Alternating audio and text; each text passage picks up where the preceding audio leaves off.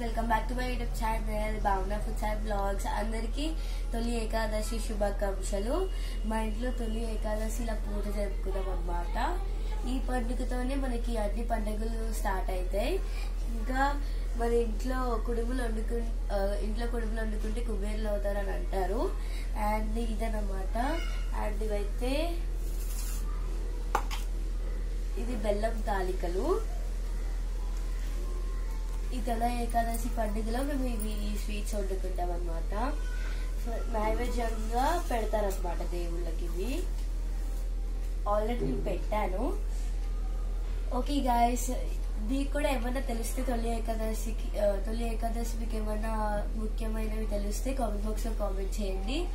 And మేము పూజ జరుపుకున్నాం కదా, ఎలా ఉందో చెప్పండి. Bye guys, subscribe to our YouTube channel.